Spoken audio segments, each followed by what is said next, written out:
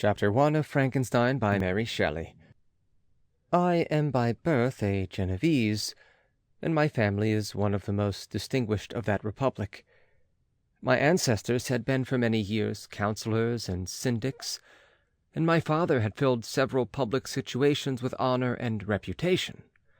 He was respected by all who knew him for his integrity and indefatigable attention to public business. He passed his younger days perpetually occupied by the affairs of his country. A variety of circumstances had prevented his marrying early, nor was it until the decline of his life that he became a husband and the father of a family. As the circumstances of his marriage illustrate his character, I cannot refrain from relating them. One of his most intimate friends was a merchant, who, from a flourishing state, fell through numerous mischances into poverty.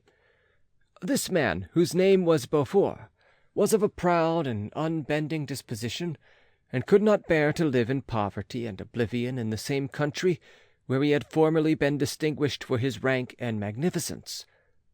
Having paid his debts, therefore, in the most honourable manner, he retreated with his daughter to the town of Lucerne, where he lived unknown and in wretchedness. My father loved Beaufort with the truest friendship, and was deeply grieved by his retreat in these unfortunate circumstances. He bitterly deplored the false pride which led his friend to a conduct so little worthy of the affection that united them. He lost no time in endeavouring to seek him out, with the hope of persuading him to begin the world again through his credit and assistance. Beaufort had taken effectual measures to conceal himself, and it was 10 months before my father discovered his abode. Overjoyed at his discovery, he hastened to the house, which was situated in a mean street near the Rus. But when he entered, misery and despair alone welcomed him. Beaufort had saved but a very small sum of money from the wreck of his fortunes, but it was sufficient to provide him with sustenance for some months, and in the meantime he hoped to procure some respectable employment in a merchant's house.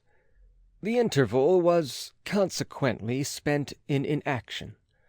His grief only became more deep and rankling when he had leisure for reflection, and at length it took so fast hold of his mind that, at the end of 3 months, he lay on a bed of sickness, incapable of any exertion. His daughter attended him with the greatest tenderness, but she saw with despair that their little fund was rapidly decreasing, and that there was no other prospect of support. But Caroline Beaufort possessed a mind of an uncommon mould, and her courage rose to support her in her adversity. She procured plain work, she plaited straw, and by various means contrived to earn a pittance scarcely sufficient to support life. Several months passed in this manner. Her father grew worse, her time was more entirely occupied in attending him, her means of subsistence decreased, and in the 10th month her father died in her arms, leaving her an orphan and a beggar. This last blow overcame her, and she knelt by Beaufort's coffin, weeping bitterly, when my father entered the chamber. He came like a protecting spirit to the poor girl, who committed herself to his care, and after the interment of his friend, he conducted her to Geneva and placed her under the protection of a relation. 2 years after this event, Caroline became his wife. There was a considerable difference between the ages of my parents, but this circumstance seemed to unite them only closer in bonds of devoted affection. There was a sense of justice in my father's upright mind, which rendered it necessary that he should approve highly to love strongly. Perhaps during former years he had suffered from the late discovered unworthiness of one beloved, and so was disposed to set a greater value on tried worth. There was a show of gratitude and worship in his attachment to my mother, differing wholly from the doting fondness of age, for it was inspired by reverence for her virtues, and a desire to be the means of, in some degree, recompensing her for the sorrows she had endured, but which gave inexpressible grace to his behaviour to her. everything was made to yield to her wishes and her convenience. He strove to shelter her as a fair exotic is sheltered by the gardener from every rougher wind, and to surround her with all that could tend to excite pleasurable emotion in her soft and benevolent mind. Her health, and even the tranquillity of her hitherto constant spirit, had been shaken by what she had gone through. During the 2 years that had elapsed previous to their marriage, my father had gradually relinquished all his public functions, and immediately after their union they sought the pleasant climate of Italy, and the change of scene and interest attendant on a tour through that land of wonders, as a restorative for her weakened frame. From Italy they visited Germany and France. I, their eldest child, was born at Naples, and as an infant accompanied them in their rambles. I remained for several years their only child. Much as they were attached to each other, they seemed to draw inexhaustible stores of affection from a very mine of love to bestow them upon me. My mother's tender caresses, and my father's smile of benevolent pleasure while regarding me, are my first recollections. I was their plaything and their idol, and something better, their child, the innocent and helpless creature bestowed on them by heaven, whom to bring up to good, and whose future lot it was in their hands to direct to happiness or misery, according as they fulfilled their duties toward me. With this deep consciousness of what they owed toward the being to which they had given life, added to the active spirit of tenderness that animated both, it may be imagined that, while during every hour of my infant life I received a lesson of patience, of charity, and of self-control, I was so guided by a silken cord that all seemed but one train of enjoyment to me. For a long time I was their only care.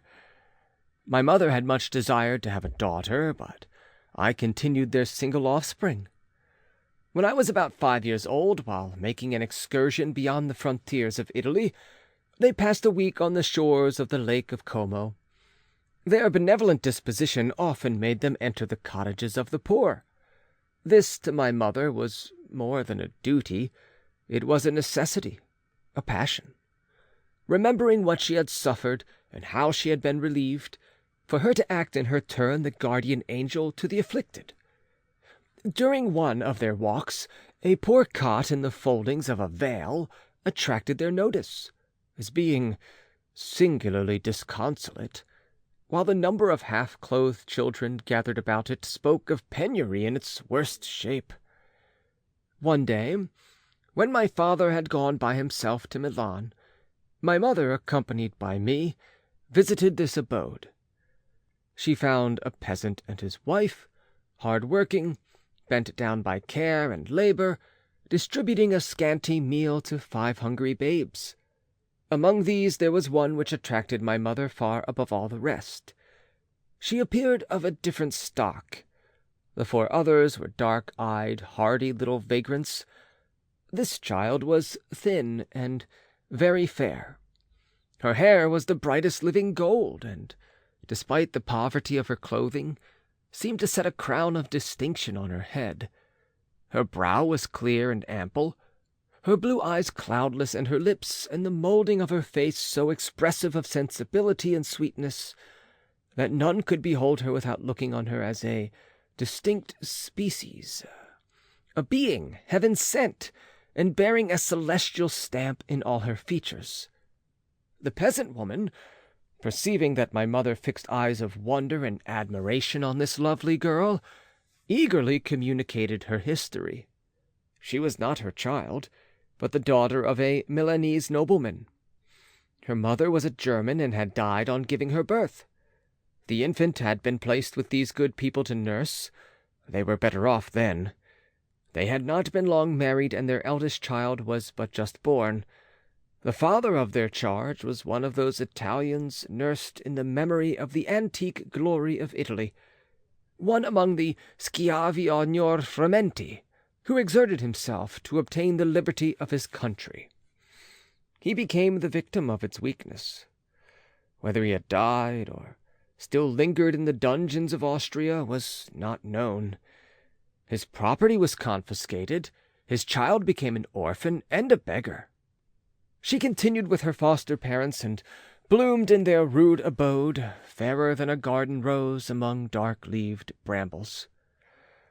When my father returned from Milan, he found playing with me in the hall of our villa a child, fairer than any pictured cherub, a creature who seemed to shed radiance from her looks, and whose form and motions were lighter than the chamois of the hills. The apparition was soon explained. With his permission, my mother prevailed on her rustic guardians to yield their charge to her. They were fond of the sweet orphan. Her presence had seemed a blessing to them, but it would be unfair to her to keep her in poverty and want, when Providence afforded her such powerful protection. They consulted their village priest, and the result was that Elizabeth Lavenza became the inmate of my parents' house, more than my sister, the beautiful and adored companion of all my occupations and my pleasures. Everyone loved Elizabeth. The passionate and almost reverential attachment with which all regarded her became, while I shared it, my pride and my delight. On the evening previous to her being brought to my home, my mother had said playfully, "I have a pretty present for my Victor. Tomorrow he shall have it." And when on the morrow she presented Elizabeth to me as her promised gift, I, with childish seriousness, interpreted her words literally and looked upon Elizabeth as mine to protect, love, and cherish. All praises bestowed on her I received as made to a possession of my own. We called each other familiarly by the name of cousin. No word, no expression could body forth the kind of relation in which she stood to me. More than my sister, since, till death, she was to be mine only.